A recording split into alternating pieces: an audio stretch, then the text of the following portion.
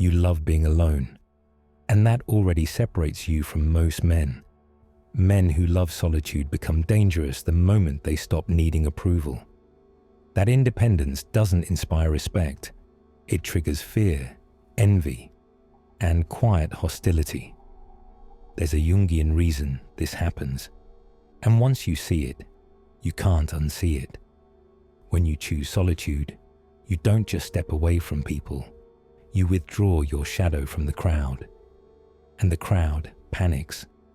Society doesn't fear lonely men. It fears men who are complete without permission. Manipulators, attention-hungry people, and social predators all rely on the same weakness, your need to be seen. But a man who is content alone can't be baited, can't be shamed, can't be domesticated. He sees projection for what it is. He doesn't chase. He doesn't perform. That's why they label you cold, arrogant, broken. It's not loneliness. It's psychological immunity. And once this switch flips, you don't become kinder. You become untouchable. But that's only where the real damage begins. You didn't choose solitude because you're broken. You chose it because the noise started to feel poisonous. At some point, being around people began to cost you more than it gave. Conversations felt transactional. Smiles felt rehearsed. Laughter felt hollow.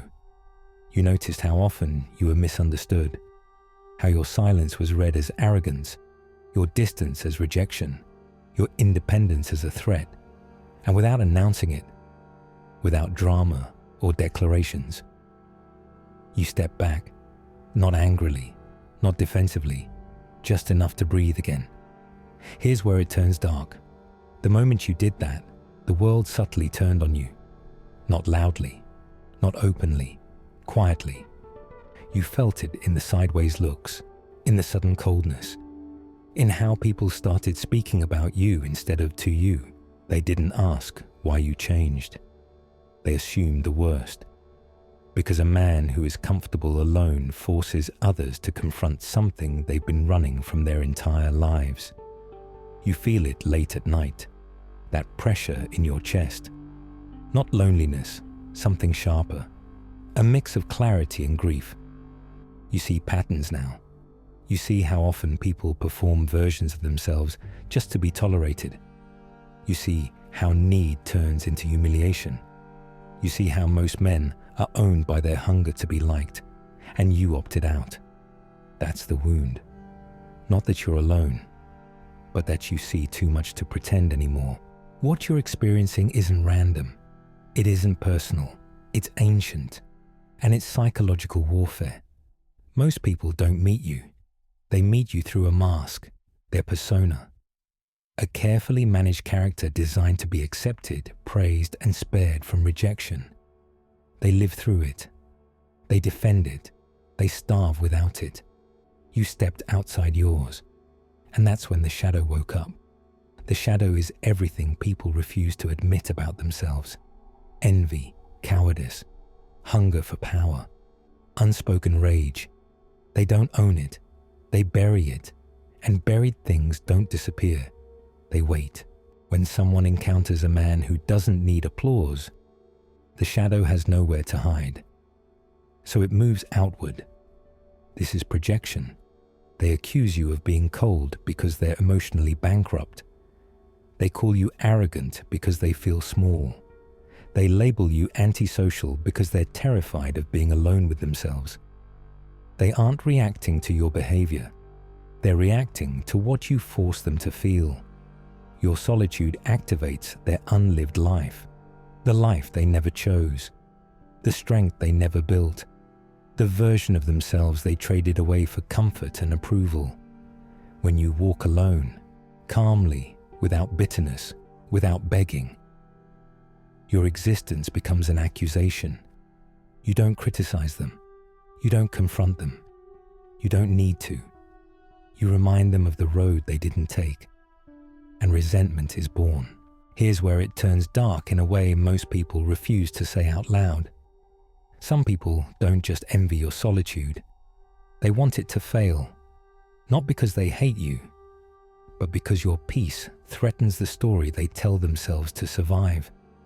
If a man can be fulfilled without constant validation, without noise, without permission, then their endless chasing was never necessary.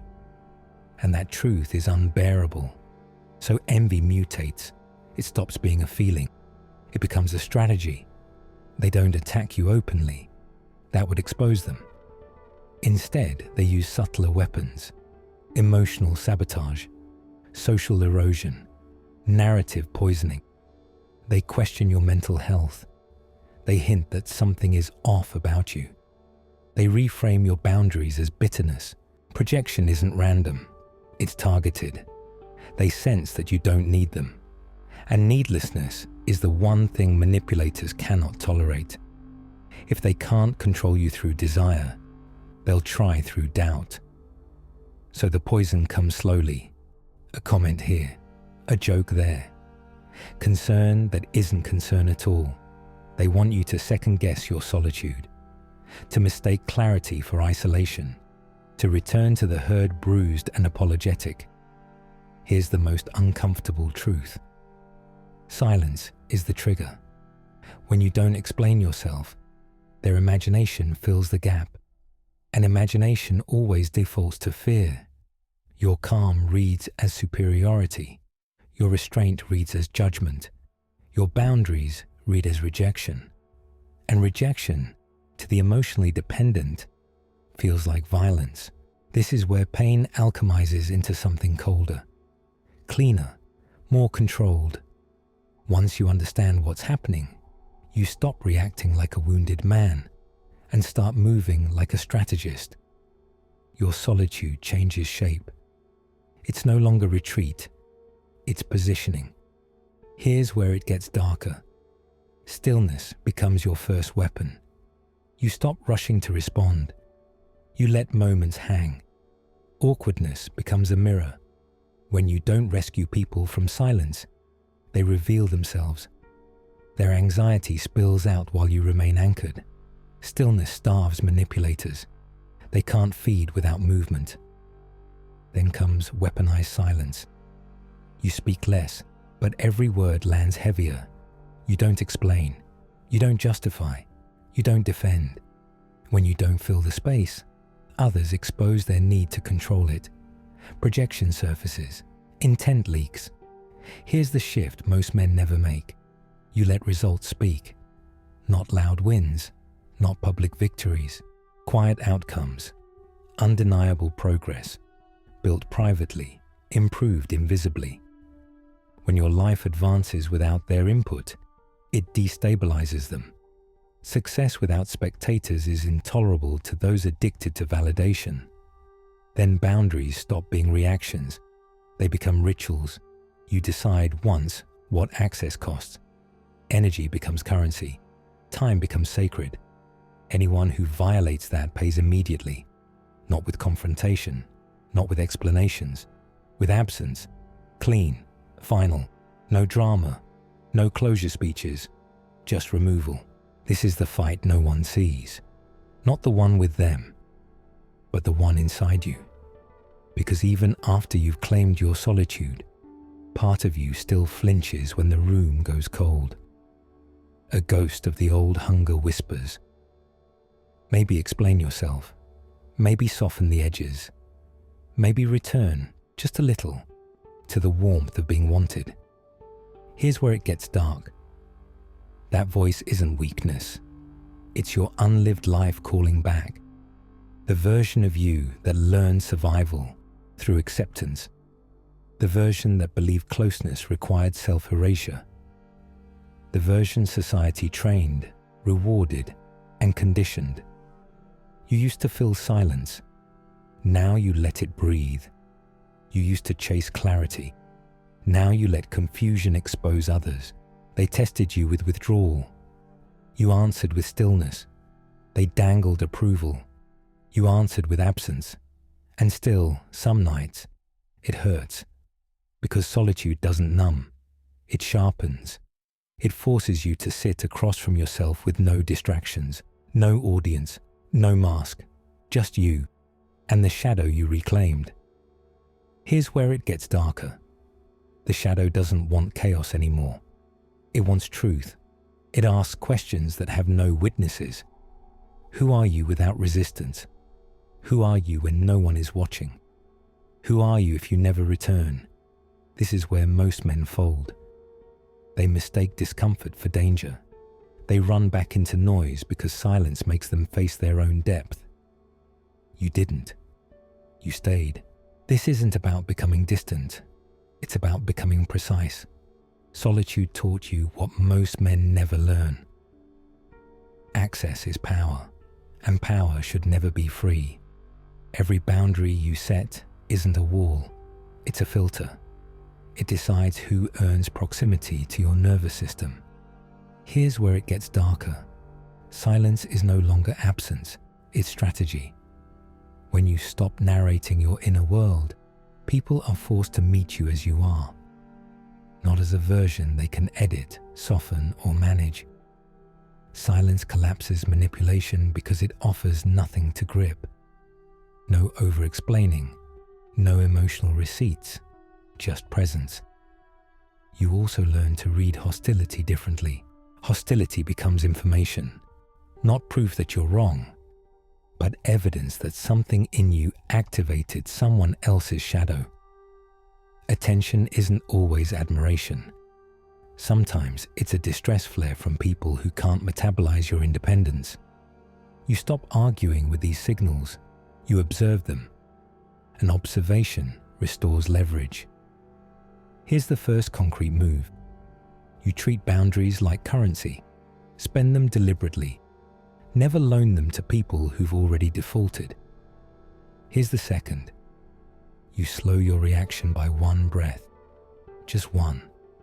That pause fractures old patterns. It gives awareness time to step in. In that breath, you decide, not emotionally, but architecturally, how much access this moment deserves. Here's the third.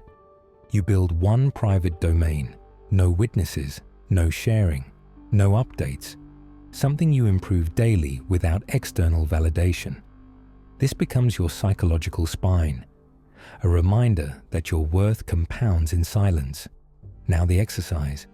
3 steps, no performance, no explanation.